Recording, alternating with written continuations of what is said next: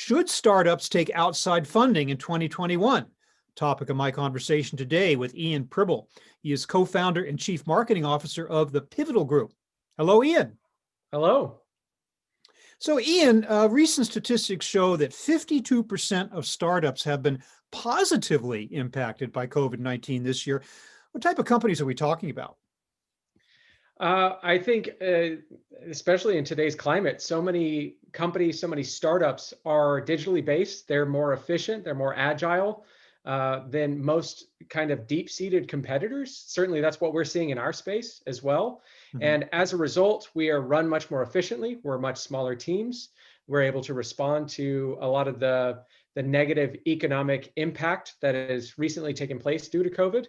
And I think on the whole, that's probably why we're doing well as a group of business owners and businesses, kind of a large cohort across all industries, is because that agility, that efficiency, that leveraging of probably more modern day technology allows us to reposition and adapt much better than kind of the monoliths that so many of us are up against in our respective industries. So it's not so much the types of businesses we're talking about. It's not that their business model is specifically geared towards some aspect of treating the pandemic, like some kind of a pharma play or some kind of a PPE play. These companies could have nothing to do with the pandemic, and yet the way they're being run and the application of technology and the agility of them, you're saying that's their big advantage. I would think so. That would be my, initial inclination off the top of my head. And again, it's certainly what we're seeing in our company and everything we're doing within our industry. Okay. Now, it is your contention that these startups, even though venture capital money is awfully tempting, that they ought to think twice before taking it right now. Why is that? I mean, I think anyone should. It's not necessarily a universal position, obviously, that a startup shouldn't take funding no matter what. You just, whenever you take outside funding, you open yourself up to a lot. As co-founders, you open yourself up to a lot of dilution. And of course, you're opening yourself up in almost every case, very, very rare exception, that your company, now you are, the second tier of stock, of shares, compared to the person who invested in your company. Obviously, there are a lot of co-founders and startups out there that are probably watching this that may already be in that position anyways. Mm-hmm. But every time you're giving away a chunk of your company, you're giving away control. Especially in the climate we're in right now and possibly entering a deeper economic recession, I think there's a lot to be said for retaining as much control, as much say as you possibly can. There are certainly exceptions where if you're facing an instance of an angel investor, a VC investor who may bring an abundance of wealth and knowledge and industry experience that's relevant today, certainly there's more than money at stake there. And mm-hmm. someone like that on your board may be able to provide incredible counsel that makes you thrive and makes you succeed significantly faster, even in the economic downturn we're experiencing right now, the economic crisis we're experiencing that may be extrapolated further into the future.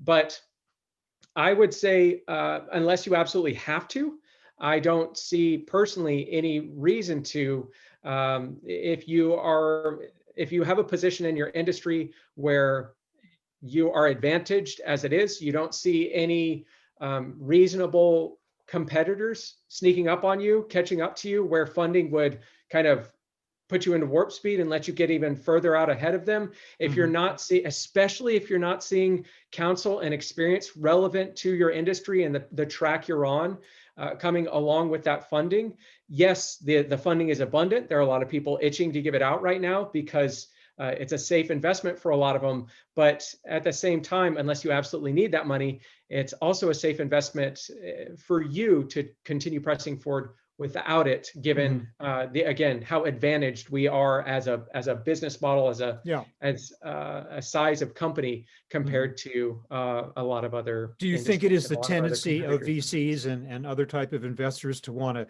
hasten that road toward the big payout, that they're going to cause you to perhaps grow at a rate maybe a little bit speedier than you might be comfortable with growing? There's always that huge emphasis on rapid growth, right? Absolutely. Of course, once they invest in your business, the clock's ticking, Yeah. and they're going to want to see their ROI as quickly as possible. Of course, that's one of the reasons that a lot of startup founders and co-founders take the investment, is because they want that as Yeah, well, well. they're in a hurry too. Yeah, it's not like they Exactly, want to sit around and exactly. not, I'm sure they're happy for the big payday. Now, before we get to the alternatives to VC money, I want to talk about the plus points that you might say are the advantages of turning down that money. I think you have something like 5 advantages in mind. Could you kind of enumerate those for me, please? Yeah, I mean, I would say certainly a lot of them are the other side of the coin for the disadvantages I just Hmm. mentioned, right? Obviously, you're going to retain a lot more power and control in your company. You are, as you mentioned, going to be able to move at a pace that is more directed by you rather than directed and influenced by an outside source. That is huge. You can't overstate that. Hmm. And everything really kind of diverges from that initial Yeah, initial advantage. starting So point, yeah, I so should say. So where where you now have more control of your company, so you can stay truer to your mission, mhm, and or completely reiterate and pivot away from your mission if that's what you choose to do. mhm, Again, the less outside influence there is on your company, the more you, as a co-founder team or as a co-founder yourself, are going to have to make changes that are necessary. And again, when you're entering possibly a much larger economic crisis, potentially one of the worst our country has ever seen, then you want that flexibility. You want the ability to adapt and move, and that agility that is, again, so hugely advantageous to us right now. mhm. Um, I would say, largely that's what comes to mind, Yeah, right okay. now off the top of my All head as right. we Well, Ian, it's all well and good to take that royal position to say, I don't want your money, VCs, but you got to get it from somewhere. So let's talk about alternatives. I mean, where do you go if if you don't want to sell your soul and your company to one of these big venture capital firms? What do you do instead? Well, I will admit and preface this by the fact that I'm a little bit biased here, Okay. but as someone who has spent many years and my entire professional career in marketing and advertising, I think there, again, on our side of the industry right now, or of any industry, I should say, marketing and advertising, when you hit a crisis like this, your competitors tend to limit spend. They tend to turn down their investment. And it comes back to the Warren Buffett principle of what's the best time to buy when other people are selling, what's the best time to sell when other people are buying. And the same Hmm. thing is taking place in all of these auction-based platforms where you pursue forms of digital marketing.